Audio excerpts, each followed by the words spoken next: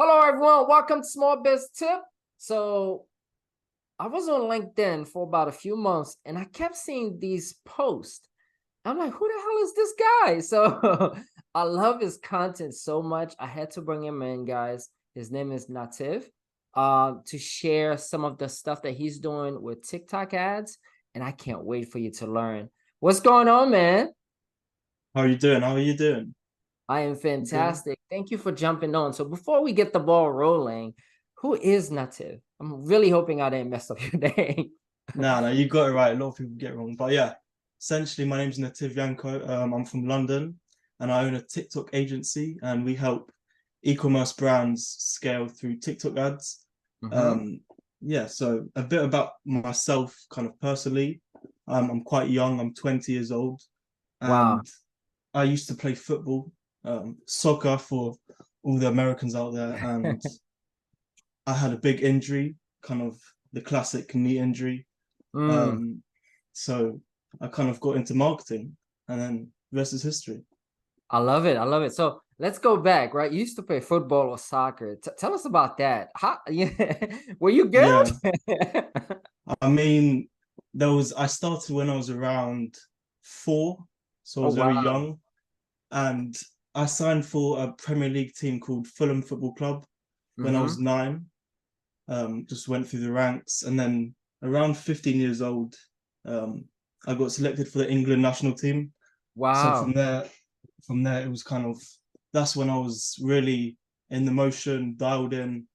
But unfortunately, around 18 years old, I had like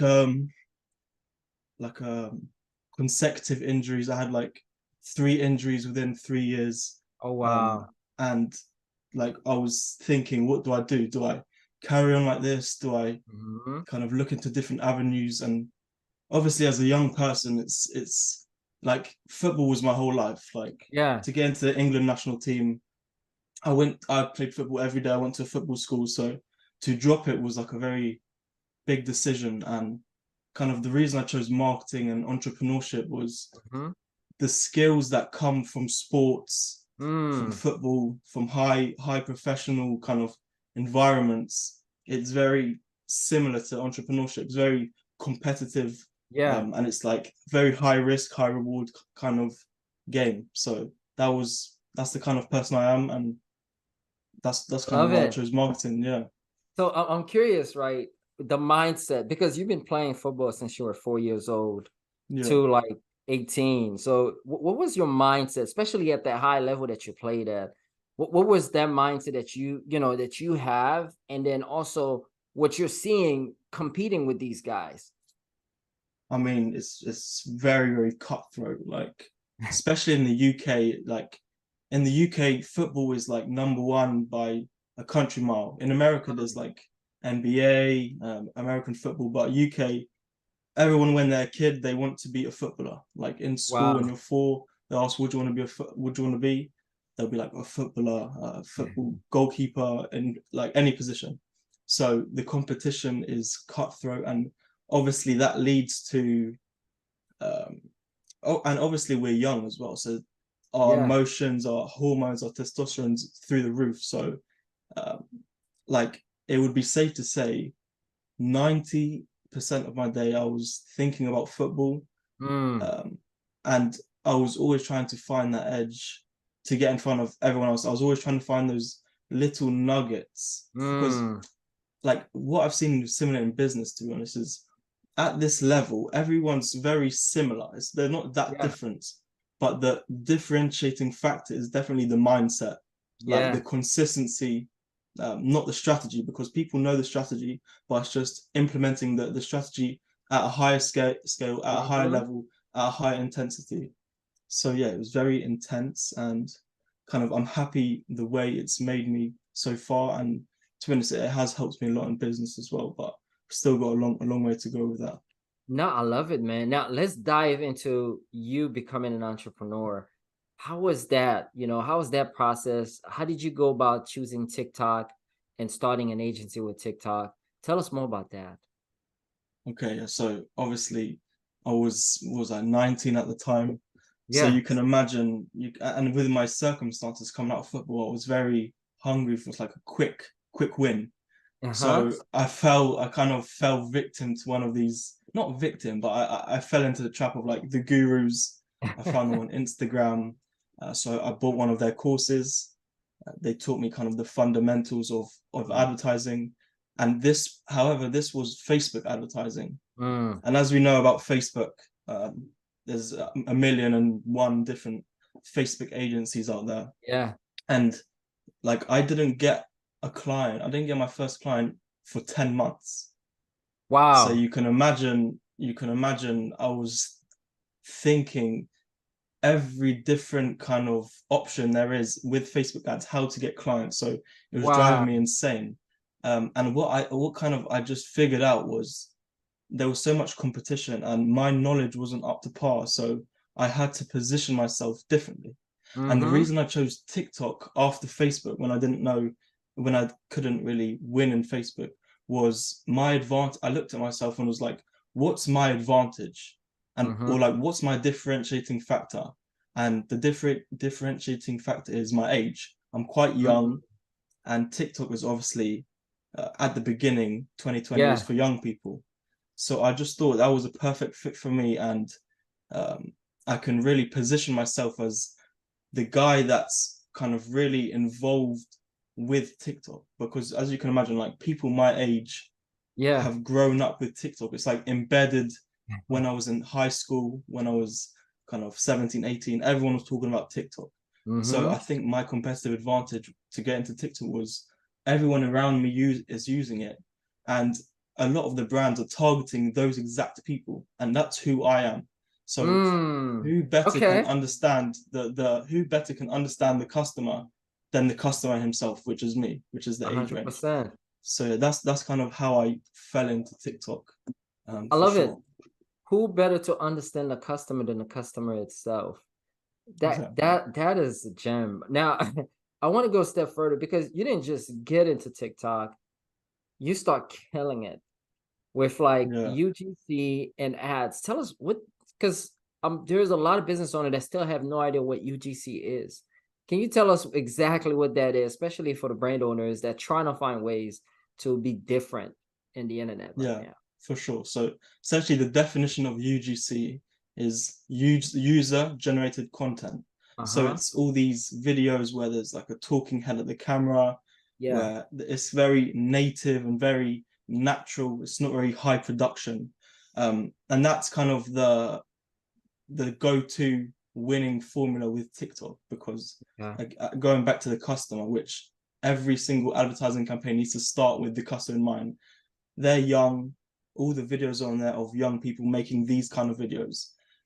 So kind of the way I think we've excelled as an agency is putting 90% of the focus onto the video, to the actual video, Mm. because on Facebook, the media buying, how you target, all that kind of stuff, that's quite important. It's quite important, not so much after iOS 14, but on TikTok, it's really, really creative focused. And the way I kind of observed that, I saw, okay, the media buying is not as important. There's lots of different ways to success, but with the videos, that's the main leverage point that I can focus on. So I Mm. kind of positioned myself and I built internal systems to really target the leverage point that can differentiate myself from all the other agencies and give my clients the best results. So what we did actually was we introduced a very scientific approach to the ad creation. Instead of just telling the creators, make a video and we'll post it, Mm. we don't do it like that. We're very, very scientific with it. So essentially we break the video into 5, 6, 7 pieces, like the hook, the body copy, the call to action, the product introduction, and we get the raw clips of them. So we ask them to make just one video of them saying a hook, Oh one video of wow. saying body copy, and in that way, when we post the videos Yeah. and we can see the metrics, we can see, oh, the first 2 seconds of this video is performing well, but the call to action on this video is working better Oh than this one is. wow. So now we can use like a Lego brick kind of formula. Like we know this concept works here, and from video 2, the call to action works. So now we can make a third option, a third iteration, where we combine the winning component from the first ad and the winning component from the second and create the third. And That's then that way genius. it's like natural selection, like Darwin's theory, essentially. Yeah, Like yeah. You find we the see what best. wins out of both, Oh and then wow. we just kind of we breed them together essentially to make the best video. And then after a while, once you've tested a few rounds, you know what works exactly, and you can Mm. really hone in on that concept, and that's how you kind of scale that way through the creative. I mean, it's very scientific, and it's not really, there's no guesswork involved. It's all pure metrics and analytics. Now So this that's is how we approach it. genius.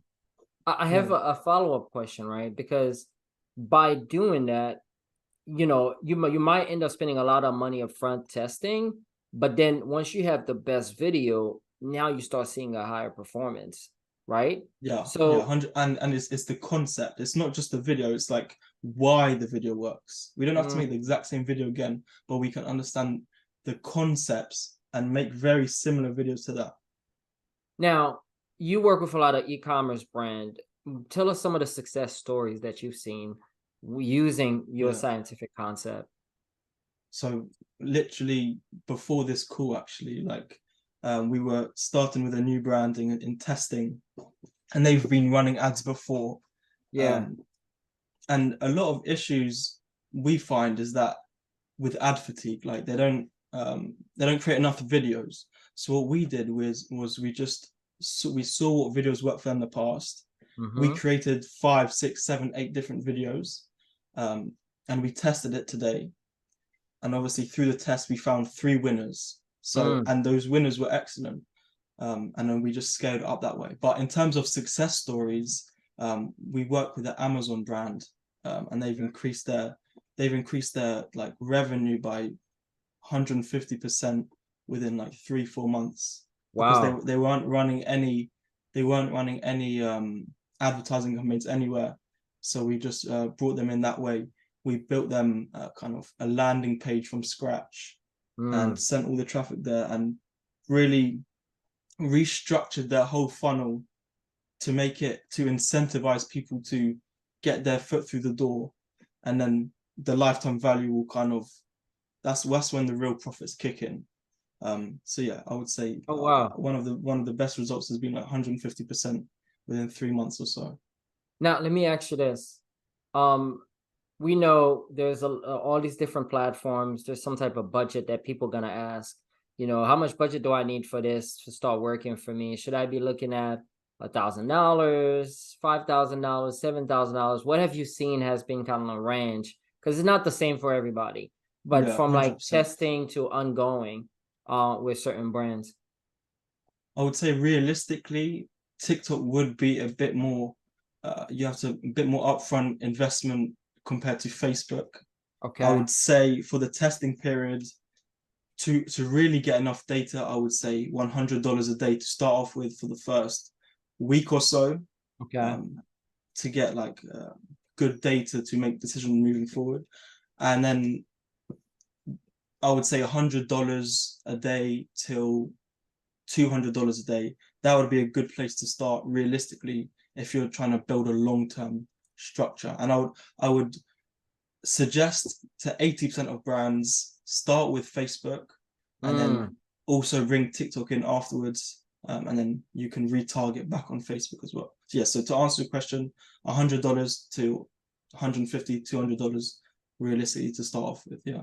Wait, you said something here. Start running ads on Facebook and then run ads on TikTok and then retarget that same audience on Facebook. Yeah, I mean, you can start on TikTok, but we found good success where the retargeting on, like, we want to create an omni-channel presence, essentially. We Okay. want to be in front of the customer everywhere. Every day. Yeah. So one way we do that is we advertise on Facebook and then Mm-hmm. TikTok, and then we see the people that have landed on the page or like added to cart or even purchased, actually not purchased, sorry, added to cart or initiate Mm-hmm. checkout, where they're very close to purchasing but they haven't actually purchased. We will then get their data and then implement it into Facebook to retarget them on Facebook, so Gotcha. that it kind of really pushes them over the edge. And that way it's a bit cheaper because they're warmer prospects. Yeah. So Facebook's quite good for retargeting, and TikTok is very, very strong at prospecting, like gaining new customers.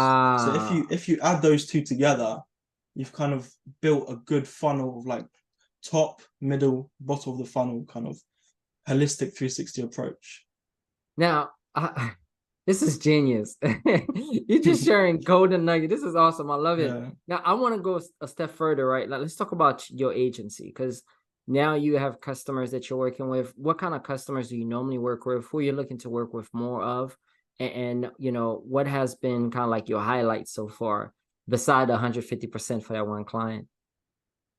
I would say, well, we only work with cosmetic and supplement brands, just because we know the winning formulas. Mm. So yeah, we only work with cosmetic and supplement brands.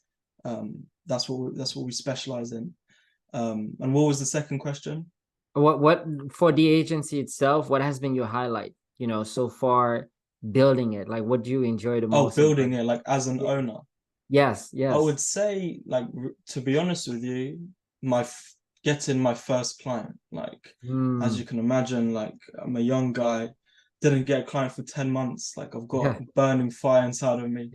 So once I closed that one client after all those 10 months, it was like a big, big relief on my shoulder. And I felt like I was on top of the world there.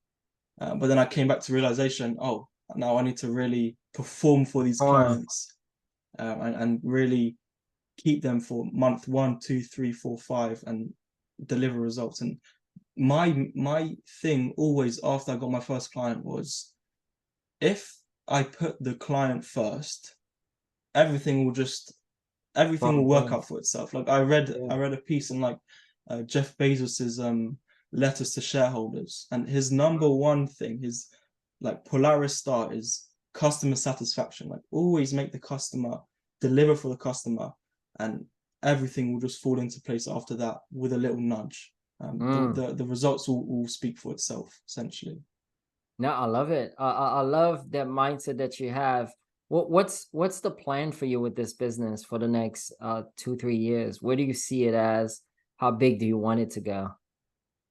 I mean, I've got quite big aspirations, to be honest with you. Like, at the beginning, I was definitely thinking, oh, I just want this to be like a lifestyle kind of business where you Mhm. get to like a certain amount of money and you live on the beach.